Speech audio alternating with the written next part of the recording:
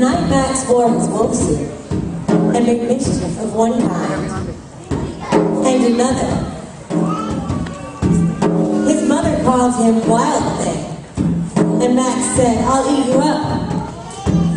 So he was sent to bed without eating anything. That very night in Max's room, a forest grew and grew and grew until his ceiling hung with vines and the walls became the world all around.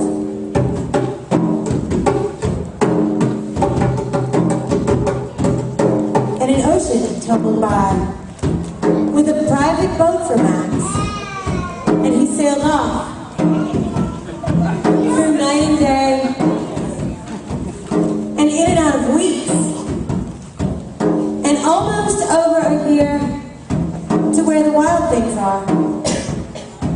And when he came to the place where the wild things are, they roared their terrible roars and gnashed their terrible teeth and rolled their terrible eyes and showed their terrible claws. So Max said, "Be still,"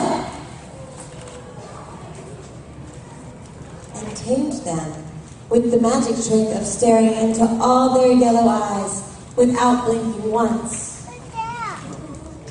And they were frightened and called him the most wild thing of all and made him king of all wild things.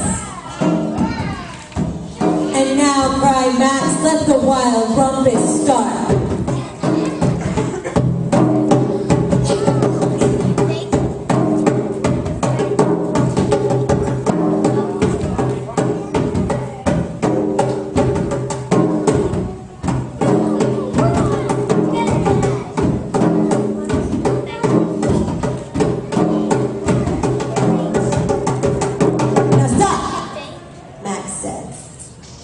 And send the wild things off to bed without their supper.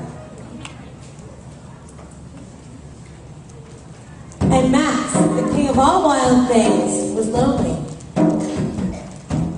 and wanted to be where someone loved him best of all. Then all around from far away across the world, he smelled good things to eat. So he gave up being king of where the wild things are. But the wild things cried, "Oh, please don't go. We'll eat you up. We love you so." And Max said, "No."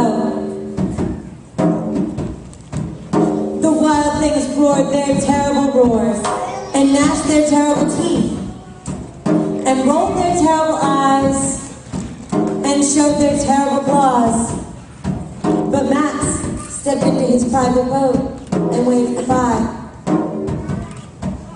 And sailed back over a year, and in and out of weeks, and through a day, and into the night of his very own room,